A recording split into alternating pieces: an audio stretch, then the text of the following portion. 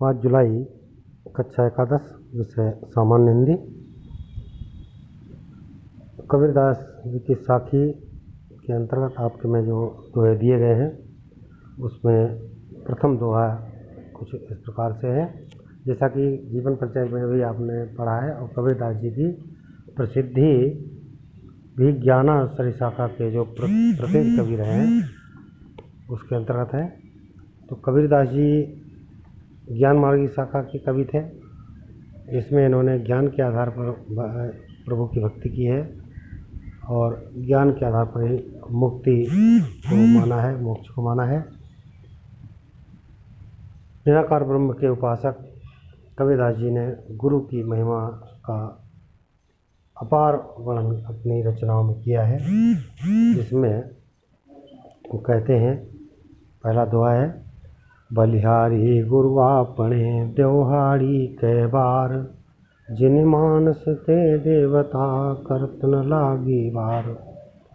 मानस ते,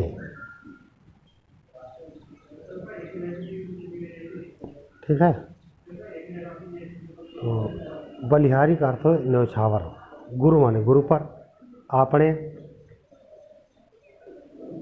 हे गुरु आपने, देवहाड़ी के बार, आप पर, जिन मानस थे देवता, जिन्होंने मनुष्य, साधारण मनुष्य से देवता तुल्य बनाने में करत न लागी बार, देवता तुल्य बनाने में अर्थात देवता तुल्य मुझे कर दिया, लागी बार, बार का अर्थ है समय, ठीक है। तो बिल्कुल समय नहीं लगाया। बलिहारी गुरु आपने देवहाड़ी के बार, जिन मानसते देवता करतन लागी बार। आप भाव समझ गए होंगे। कबीरदास जी कहते हैं, मैं उन गुरु पर अपने शरीर को, देवहाड़ी हड्डी और मांस से बना हुआ जो शरीर है, उसको बार बार न्यौछावर करता हूँ। बलिहारी गुरु आपने देवहाड़ी के बार, मैं अपने गुरु पर यह शरीर बार बार न्यौछावर करता हूँ, उन गुरु पर जिन्होंने क्या किया, जिनि मानस ते देवता, जिन्होंने साधारण मनुष्य से मुझे देवता तुल्य बनाने में करत न लागी बार, समय नहीं लगाया, देरी नहीं की, विलम्ब नहीं किया। अब देवता का आशय क्या है? देवता का आशय माने जो सारे पापों से मुक्त हो, अपराध रहित हो, है ना, और जो जिसका समाज में मान सम्मान और प्रतिष्ठा बढ़ जाती है। देवता का अर्थ यह नहीं है कि वो मुकुट लगाए हो, राज सिंहासन पर बैठा हो, ठीक है। तो देवता के समान अर्थात समाज जिसे सम्मान दे, समाज में जो पूजनीय हो जाए, ऐसे व्यक्ति को, ऐसे मनुष्य को देवता के समान मानते हैं। तो वो कहते हैं, क्यों कबीरदास जी ने खुद कहा है, मसी कागज छूयो नहीं, कलम कहीं नहीं हाथ। कबीरदास जी पढ़े लिखे भी नहीं थे, कलम और स्याही को, कलम दबात को हाथ से स्पर्श भी नहीं किया था, लेकिन वो इतने विद्वान हो गए कि उनकी इतनी ख्याति हुई, उन्होंने बीजक रचना अपनी की है। साखी शबद रामायणी, जिसमें 3 हैं, साखी दोहों में, शबद सभइयों में, रामायणी चौपाइयों में। और इन्होंने अपने पुत्र के प्रति भी ऐसा कहा है, कमाल पुत्र था, कमाली पुत्री थी, तो उन्होंने कहा था, बूढ़ा वंश कबीर का उपजा पुत्र कमाल, कि ऐसे कबीर का वंश ही डूब गया जिसने कमाल का पुत्र, कमाल नामक पुत्र को जन्म दिया। अर्थात वह निठल्ला था, उसने आगे इनके नाम को नहीं बढ़ाया, अर्थात ऐसा कोई कार्य नहीं किया जिससे उसकी प्रसिद्धि होती। तो कबीरदास जी पढ़े लिखे न होकर भी उन्होंने इतना ज्ञानार्जन किया, अध्ययन किया, भगवान की भक्ति की, निराकार ब्रह्म की उपासना की, ज्ञान को महत्व दिया। तो ज्ञान की कोई सीमा नहीं होती, निरंतर सीखने वाली प्रक्रिया, लगातार व्यक्ति सीखता है। तो ऐसा गुरु के बारे में उन्होंने कहा, जब गुरु मिल जाता है तो सारा अंधकार नष्ट हो जाता है। आगे दोहे हैं, उनमें भी कहा, दीपक दिया तेल भर बाती दे घट, पूरा किया विसाहुणा बहुरना वो भट्ट। एक दोहे में कहा है, सतगुरु की महिमा अनंत अनंत किया उपकार, लोचन अनंत उगाड़िया अनंत दिखावनार। इसके बाद जो दुआ आएगा वो कुछ इसी प्रकार से है। और सतगुरु की महिमा अनंत अनंत माने अपार है। अनंत किया उपकार, उन्होंने मुझ पे मेरे ऊपर बहुत बड़ा उपकार किया है। लोचन अनंत उगाड़िया, और सदा सदा के लिए मेरी आंखें खोल दी कि संसार है क्या, ये संसार सारा भ्रम है, अंधकार में है, इस संसार से कैसे मुक्ति पानी है, ऐसा मार्ग दिखाया तो केवल गुरु ने ही दिखाया। सतगुरु की महिमा अनंत अनंत किया उपकार, लोचन अनंत उगाड़िया अनंत दिखावनार। तो ऐसा इसमें व्याख्या उन्होंने ऐसा दोहों के अंतर्गत कहा है। व्याख्या कुछ इस प्रकार से देख लें। कबीरदास जी ने गुरु की अपार महिमा का वर्णन करते हुए कहा है कि जब गुरु की कृपा होती है तो सामान्य जन, सामान्य मनुष्य को देवता तुल्य बना देता है।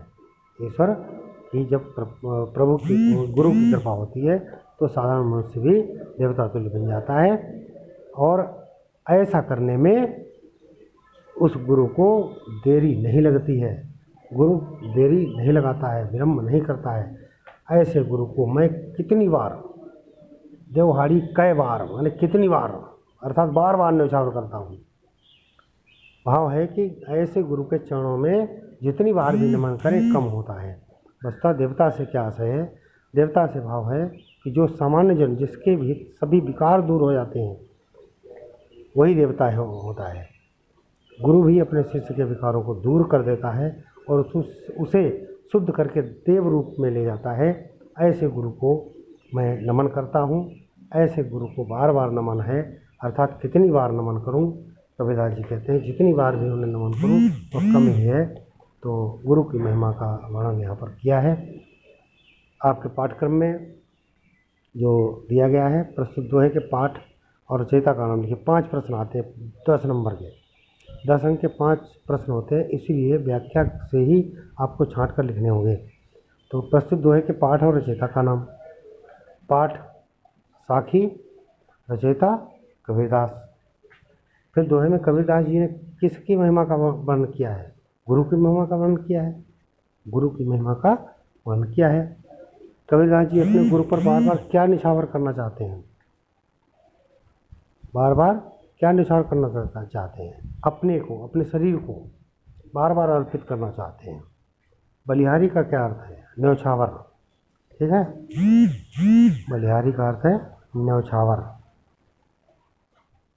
यहाँ ठीक न्यौछावर कर लेंगे। बलिहारी का क्या अर्थ है, बलिहारी माने बलिहार जाऊँ, अर्थात न्यौछावर, अपने को अर्पित कर दूँ। जब गुरु की कृपा हो जाती है तो मनुष्य किसके तुल्य हो जाता है, तो मनुष्य किसके समान हो जाता है, मनुष्य किसके समान हो जाता है, तुल्य, तुलना माने समानता, किसके समान हो जाता है, तो वो हो जाता है किसके समान, देवता तुल्य हो जाता है, देवता के समान हो जाता है। ऐसा भाव यहाँ पर व्यक्त किया है। इसे आप लोग पढ़ेंगे, समझेंगे और व्यवस्थित करके जो काव्य की अभ्यास पुस्तिका है उस पर लिखेंगे। इसके बाद अगला जो दोहा है उसको व्यवस्थित कर लेंगे। सतगुरु की महिमा अनंत, दोहा क्रमांक 2 है, इसे आप लोग व्यवस्थित कर लेंगे। सतगुरु की महिमा अनंत,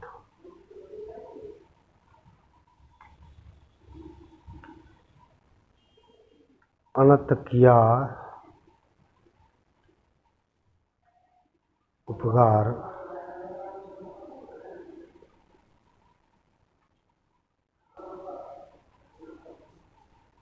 लोचन अनंत उघाड़िया, लोचन अनंत उघाड़िया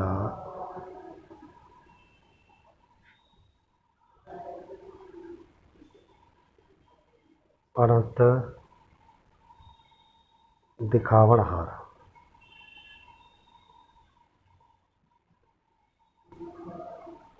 ठीक, इसे आप लोग व्यवस्थित करके लिखेंगे और इसकी व्याख्या आपको कल कराई जाएगी। ठीक है, इसे इस दोहे को लिख लेंगे, इसकी व्याख्या और प्रश्न कल प्रेषित करूँगा। ठीक, धन्यवाद।